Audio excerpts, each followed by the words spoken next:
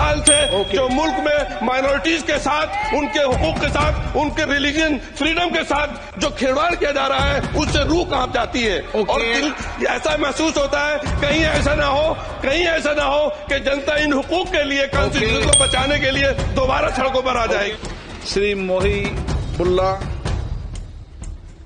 بسم اللہ الرحمن الرحیم.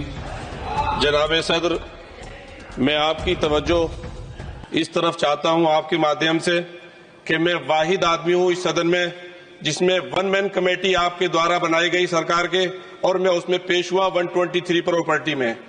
جسٹس آرین نے جو رپورٹ پیش کی آج تک وقف بورڈ کو نہیں بتایا گیا چونکہ وہ آپ کی منشا کے خلاف تھی اور گورنمنٹ کی منشا کے مطابق نہیں تھی.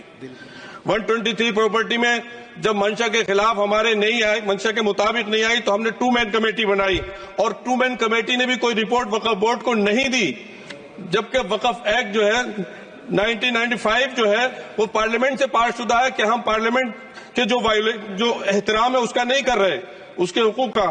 اسی طرح سے سر صوبائی حکومتوں کو اختیار دیا گیا. سر ہندو اینڈومنٹ میں جو کرناٹکا اور تمل ناڈو میں ہے وہاں کوئی مسلم نہیں ہو سکتا، اور 26 میں آرٹیکل 26 کا وائلیشن ہے. 4 دھام میں یہ لکھا ہوا واضح طور پر کہ صرف ہندو ہوگا. بہار اڑیسہ میں بھی یہی لکھا ہوا ہے. پنجاب ہریانہ میں گردوارا پربندھن کمیٹی میں صرف سکھ ہوگا اونلی، اور یہ ان کا ادھیکار ہے جس کو مانا گیا ہے. لیکن مسلم کے ساتھ میں یہ انیائے کیوں ہے؟ اور سن لیجیے سر میں آپ کی توجہ کے چاہتا ہوں، دنیا کا سب سے پہلا وقف خانہ کعبہ مکے میں ہے. کیا ہم اس کے اوپر بھی سوال اٹھائیں گے کہ وہاں پر بھی ہمارا کوئی ہندو بھائی ہو؟ ہم اپنے وقار کو، اپنی عزت کو، اپنے ملک کی اپنے شان کو، اپنے سنویدھان کو خود اپنے پیروں تلے روند رہے ہیں. اور وقف ایک مسلمانوں کا مذہبی عمل ہے، ایک مذہبی فریضہ ہے. اس سے ان کو محروم کنسٹیٹیوشن کے ذریعے سے بھی کوئی طاقت نہیں کر سکتی. سر یہ ہم بہت بڑی غلطی کرنے جا رہے ہیں جس کا خمیازہ ہمیں ابھی نہیں صدیوں تک ہم بھگتتے رہیں گے، کیونکہ ہم خود اپنے کنسٹیٹیوشن کو، سنویدھان کو اس کی پامالی کر رہے ہیں.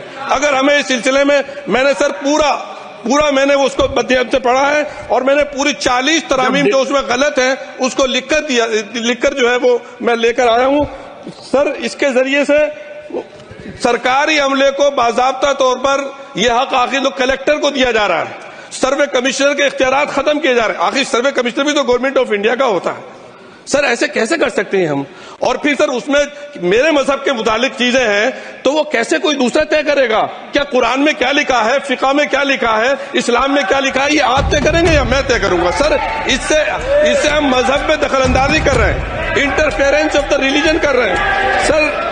سر اس طرح کے قوانین سے ملک کی ساکھ کو نقصان پہنچے گا.